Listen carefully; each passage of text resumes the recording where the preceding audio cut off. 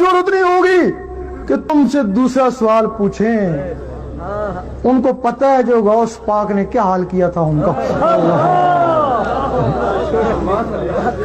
جب غوث پاک قبر مبارک میں گئے تو انہوں نے اپنا حلیہ چھپا لیا, عام آدمی کی طرح بن گئے. فرشتے آئے منکر نکیر, بتاؤ تمہارا رب کون ہے؟ خاموش خاموش خاموش پوچھتے رہے.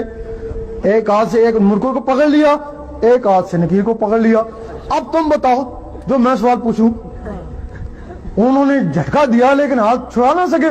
اللہ سمجھ گئے بس کسی مصیبت میں پھنس گئے.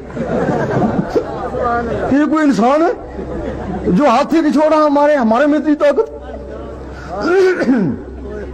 ہاں جی بتائیں کہ میرے سوال کا یہ جواب دو کہ جب اللہ تعالیٰ نے آدم علیہ السلام کو بنایا تھا تو تم نے کیوں کہا تھا کہ یہ دنیا میں دنگا فساد کرے گا؟ تمہیں پتہ نہیں ہے کہ ایسے لوگ بھی آئیں گے.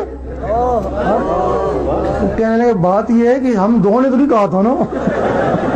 میرا شاہی دین نبی کا سچا دائی. بھائی ہم دو نے تو نہیں کہا تھا نا, سب فرشتوں نے مل کے کہا تھا نا.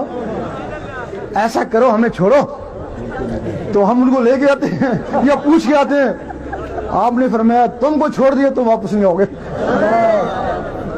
اب لوگ کہتے ہیں غوث پاک میں اتنی طاقت. جب جبرائیل علیہ السلام اوپر لے کے گئے تھے معراج میں, تو جہاں رفرف بھی ٹھہر گیا تھا تو غوث پاک نے روح مبارک نہیں آپ کو اوپر پہنچایا تھا نا. اللہ تو وہی روح مبارک تھی نا جسے فرشتوں کو پکڑ لیا تھا. غوث پاک نے کہا پر ایسا کرتے ہیں ایک کو چھوڑتے ہیں ایک کو پکڑے رکھتے ہیں. جا کے پوچھ کیا ہے, جا کے پوچھا کسی کو سوال ہی نہ آیا, کیا جواب دے؟ پھر اللہ کی طرف مخاطب ہوئے, اے اللہ ہمارا آدمی قبر میں پھنس گیا.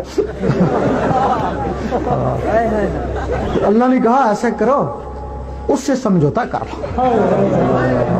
لو, معاہدہ کر لو. تو پھر معاہدہ یہ ہوا کہ جو میرا بندہ ہوگا اس کے دل پہ اللہ کی مہر لگی ہوگی, تم اسے حساب کتاب نہیں کر. اب منکر نکیر آئے, انہوں نے 360 سوال کے جواب لکھنے دینا, انہوں نے کچھ ہی لکھانے چلے گئے نا. پھر ایک اور فرشتہ ہے امان نام ہے اس کا, پھر وہ آتا ہے. اس امان کا کام ہے کہ روح کو نکالنا, لکھے کے مطابق دوزخ میں یا بحشت میں لے کے جانا. وہاں تو کچھ لکھا ہوا ہی نہیں ہے, روح کو دیکھتا ہے اللہ کے نور سے چمک رہی ہے, اس کو رضوان کے پاس لے جاتا ہے کہ اس کو جنت میں داخل کر. وہ کہتا ہے اس کا حساب کتاب لا. وہ کہتا ہے یہ چمک دھمک ہی اس کا حساب کتاب ہے. اس طریقے سے وہ بغیر حساب کتاب کے جنت میں جائے گا.